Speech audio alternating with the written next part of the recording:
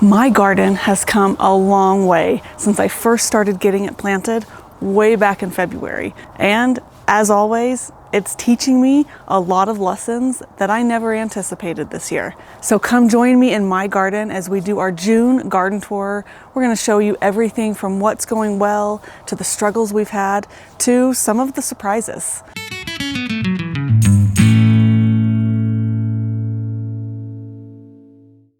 Welcome back to the Provident Gardener, the place where we believe anyone can grow their own food, preserve it, and enjoy it. And today is one of my favorite videos, a garden tour. Now you've seen bits and pieces all along the way of what I've been doing in my garden. Today you get the big picture. I'm going to take you through my garden and show you everything I am growing, how it's doing, the different things I'm trying, and maybe you'll get some new ideas for your garden, or you'll be able to help me out with some of the struggles I have seen this year. So come with me and let's see what's going on in my garden. I always love to start off with what is doing really well. And this year, that's the tomatoes. You may remember last year, my tomatoes were kind of a source of stress for me. We hit like mid-July and the plants were huge and big and beautiful. No tomatoes. Just all green tomato plant foliage leaves. I hardly even had any flowers. We eventually did get tomatoes, but it was really concerning for me. This year, I have tons of flowers. I have tomatoes already. I did not have tomatoes on my plants yet this time last year. I think there may be several contributing factors as to why the tomatoes are doing so much better this year. But a few of them might be that we've had our worms in these beds now for more than a year.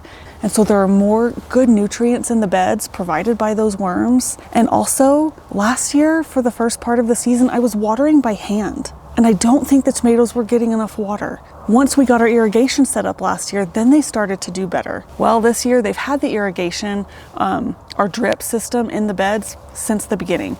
And so they've been getting enough water and they are doing so good. Now this year I am trying again the string trellising system. I'm not going to keep it to just one main stem. I'm letting a couple suckers grow because I just can't do it. But I'm clipping them to the string as they grow up, and as I'm looking here, it's actually time to do some more clipping. They are just growing wonderfully. Between all of our beds, we actually have 46 tomato plants. And kind of the fun thing is, I've had a ton of volunteers from last year. Like I have pulled probably over 100 tomato seedlings just right out of the soil that have come up on their own. I have one bed where I let 6 of them stay. I just thought it would be a fun experiment. We're gonna see what kind of tomatoes they are and what we get from them. I have never had volunteer tomatoes in my garden before. And now for the peppers. Last year, the peppers were really the star of the show. The best pepper plants I have ever grown. Huge, healthy, beautiful, and tons of peppers. This year, they're okay. A lot of them are growing well, getting good size on them, getting flowers. I even have some peppers already, but maybe about 10 to 20% of my plants kind of aren't growing. They're just staying pretty small and I haven't seen growth in them. Now I know, oh, see, here's a tomato seedling that I missed and it actually got pretty big. Like, it's kind of sad to pull a plant like that, but I don't have room for it here. And more, oh my goodness. Like, look, 1, 2, 3, 4, 5, 6, 7, just right here. Like, I wasn't kidding. I've probably pulled actually hundreds, plural, of little tomato seedlings this year. Okay, ADHD at its finest. Now back to the peppers. Some of them just are staying pretty small and not growing. It may be time to bring some additional plant food out here and give to them to see if I can help them get going. But most of them are doing well. I do have to remember peppers are slower to grow. They don't grow as fast or get nearly as big as tomatoes. Now, I have seen some amazing pepper growers who somehow grow like pepper trees. I don't do that. I'm happy when I just get a bed full of nice big pepper plants about yay high, full of peppers. Now what we have is I think around 77 plants. Some have died, I replanted, some died again, but somewhere in the 70s. It's a lot of peppers. We plant them close. They kind of help support each other. I do see some that I already need to start staking because they've been kind of flopping over. But we do a huge mix of sweet and spicy. I love the sweet for just everyday snacking. My husband loves the spicy for putting in dishes, and we make a lot of salsa. And I'm talking one year, I think we made over 250 pints. So we put a blend of all these different varieties of peppers, anywhere from, our bell peppers. Carmen is one of my favorites, to on the spicy end, we will do serranos, Anaheims, cayenne, jalapeno. We just do a wide range and variety because I feel like you get all those good flavors mixing in there from the different peppers, and it makes the salsa so good. While the peppers and the tomatoes do take up the majority of our main garden here, that's not all we do. We have some other things. So as for the other things in our beds that I planted this year, I have garlic here that, has kind of been overtaken by my volunteer calendula, but it's been beautiful. And I planted this garlic, not in the fall, but in the late winter. And it has done really well. I've actually pulled one of the heads and it was nice and big, and I think it's time to harvest it. Watch for a video on that coming soon. But you can just see here, I will pull one now to show you. Oh, look at that. So because I planted so late, I didn't know if it was going to work or if I was going to get good garlic. This is even better than that first one I did. It's definitely time to harvest these. And behind me here, making its appearance in the garden once again this year, is my cut flower bed. This was one of my favorite things last year. I had a bed full of sunflowers, dahlias, zinnias, and it was gorgeous. Always attracted so many pollinators. We're talking even hummingbirds. It was beautiful, and I'm so excited to have the same thing again this year. I have, once again, sunflowers, dahlias, and zinnias. And this year with the zinnias, I went only with the big varieties because that's what I like best. I grew some of the little ones last year, and I didn't love them as much. I also, see, I wasn't kidding. Tomatoes everywhere. I also went throughout a lot of my beds and planted basil by seed, and it's doing really well. In the cut flower bed, I did opal basil, and I have to go look at my garden key again, but it's either Thai or holy basil, one that is has really pretty flowers on it that will go well with my cut flowers. And then all throughout the rest of the garden, other kinds of basil, and they've done really well. We also have here my summer squash. I'm trying a new variety this year that I'm excited about, so stay tuned. We have bush beans along several edges of our beds, as well as a whole half of one bed, and onions. Now, onions have always been a struggle for me, mainly because I get them in too late. So we'll see what happens and if I get any good big onions this year. But now, let's move on to what becomes one of my favorite things in the garden every year. And that is my beautiful archway of cattle panel trellises. Now, it may not look like much right now, but really before you know it, these are gonna be full and beautiful and producing food for my family. I have everything in here from pole beans for the first time for me this year, cucumbers, pumpkins, winter squash, melons. Yes, I do have melons in here this year.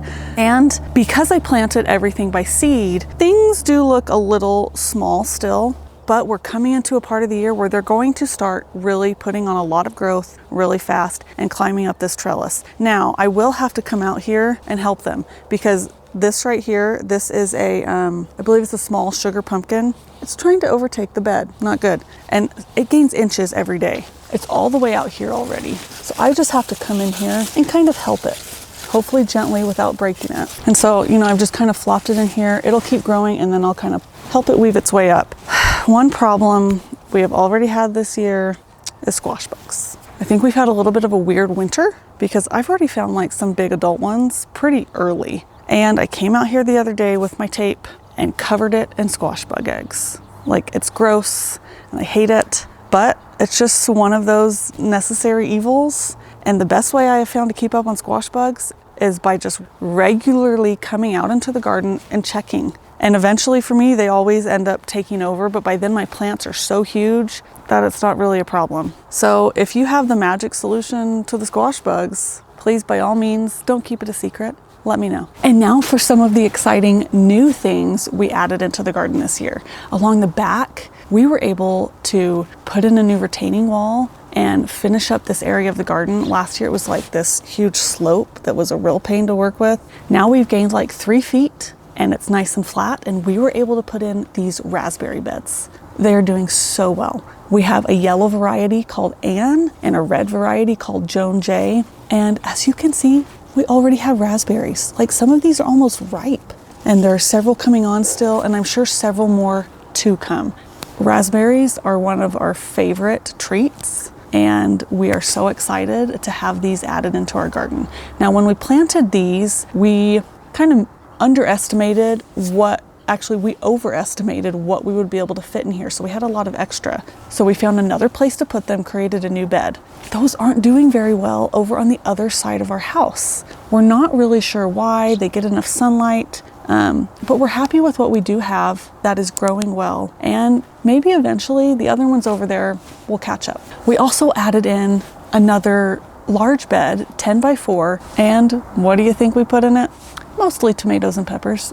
I am always looking for new ways and more ways to fit more plants and food into my garden. And this year that came in the form of right along our fence here. We did have rock here, and this year I decided, and actually I didn't do this, I helped. This was mainly the muscle of the garden, which is my wonderful husband. I said, hey, why don't we move all these heavy rocks here and we can put in plants? And he must really love me because he does everything he can to make all of my gardening dreams come true. So we hauled all that rock off, and so for some ground cover here, we have planted strawberries. This has been my second biggest source of stress in my garden this year. If you remember, my first biggest source of stress was the fact that my tomato and pepper seedlings stopped growing for like 5 to 6 weeks. I'll put the card in the corner for that story. It was very stressful, but you saw the tomatoes. They're doing good now. But we got our strawberries from our supplier, planted them in the ground, just like we always have with strawberries. And only 10% or less grew. And I was like, what is going on? I kept saying, okay, maybe I need to be patient because I have a hard time with patience when it comes to gardening. I kept waiting. Nothing. They were not growing. I was able to contact my supplier and get a refund. I found another supplier because of another gardening YouTuber. I got these strawberries from Hand Picked Nursery. They are the best bare root strawberries I have ever seen. You know, I got them, I opened the box, and I'm like, whoa, these are big, healthy, beautiful. We put them in the ground. I think every single one of them started growing within like a day or 2. It was amazing. I have a new favorite supplier, Hand Picked Nursery, and I am excited to have all of this covered in strawberries. Now for the trellises back here, I wanted to take advantage not of just the ground space, but also the vertical space I have here. I have planted everything back here from melons, pole beans, pumpkins, squash, cucumbers. So a lot of the same stuff I have on my arches, I wanted to try back here. We're gonna see how it does, what's going on, and what I can grow. I'm really excited because this actually, as far as my trellis space, I'd say more than doubles it, but it's about 2 feet deep and 50 feet long. So that's as much as a little more than 3 of my regular garden beds. So just taking advantage of this unused space that was just sitting here, I get a lot more growing space in my garden. And like I said, I'm always trying to find more ways to grow, more space. And this year, for the first time, I have been using these vertical planters from Greenstock Garden, and they have been a lot of fun. Now in this one, I had what I called my spring veggie garden, lots of lettuce, kale, and it did really well, I think, for me for my first time. As you can see here, a lot of things have kind of died off. They're going to seed. I have replaced a few things, but it's time to kind of pull out some more and replant again. I'm gonna see if I can push the limits of this and grow some tomatoes in here. Stay tuned for that. And then in this one, I have strawberries. These work great as like a vertical strawberry garden. Kylene has one in her greenhouse, and it is just beautiful, has produced beautiful strawberries for her. And so I am excited to see what I get from this one. If these seem interesting to you, check out some of the other videos we have all about these, how to assemble it, what comes with it, how to plant it up. And I will put our link for this down in the description. We always appreciate any support you can give us by watching our videos, using our links. It helps us to bring you more gardening content. And now up here on our hill, we have our 7 fruit trees. Unfortunately, we are not going to get any food from them this year. We had not 1, but 2 late freezes that, that first one probably got most of what would have been our fruit. That second one, anything that had made it, wiped it out. So we don't have any fruit on these this year. The trees we have are peaches, nectarine, and apple, but we just put these in last year. They're still very new. So this is a great year for them to really establish that root system more, put on more branches, just get really healthy without producing fruit. And hopefully next year we will have trees with a lot of peaches and nectarines and apples. Now back to our main garden, where we have had quite a few surprises. I mentioned the tomatoes that had kind of reseeded, planted themselves. There were a lot of other things that did too. All the calendula in my garden this year, I did not plant. All of that reseeded from last year, and it has been beautiful. I'm becoming a big fan of the garden that plants itself. The seeds just fall out here and they do their thing and they grow so well. I also had, I also had some cosmos reseed. My cosmos didn't do really well last year, and now I have some that have reseeded that look really good, and I'm excited to see what kind of blooms I get from them. Over here in the front of this bed, I have some melons that reseeded. Not exactly sure what kind they are, but I'm letting it stay and we're gonna find out. Now I can't forget to mention the pumpkins because they were so fun last year. I got a little zealous last year in how and where I planted them, and you could not walk in between these beds. So this year we've just stuck to planting them along the backs of the beds, and I'm willing to let them spill out and take up all of this space.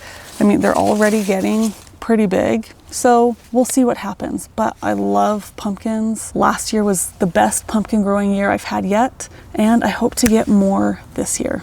And one last new thing I did this year, like I've said several times, always looking for more space to grow, is at the front of our house. We had rock like this, and we have started taking it out, and I'm experimenting with doing some perennials, herbs, flowers, and other things like that to create a really attractive, beautiful landscape for in front of our house. And what I've done so far, it's doing okay. So I'll keep experimenting, and we'll see what we can get to grow and look really good in front of our house. This garden has taken a lot of work. We've had successes, we've had setbacks, but to see everything out here growing for the most part really well, it is all worth it. And I am so excited to continue watching it grow this summer and produce food for me and my family. Thank you for going through my garden with me today. If you enjoyed this garden tour, let me know down in the comments what you want to see more of when it comes to gardening this year. We have lots of exciting things ahead of us. I hope you will join us for more of our gardening adventures. What do you have growing in your garden that you are most excited about right now? And as always, don't be afraid to get a little dirt under your fingernails so you can turn that dirt into dinner.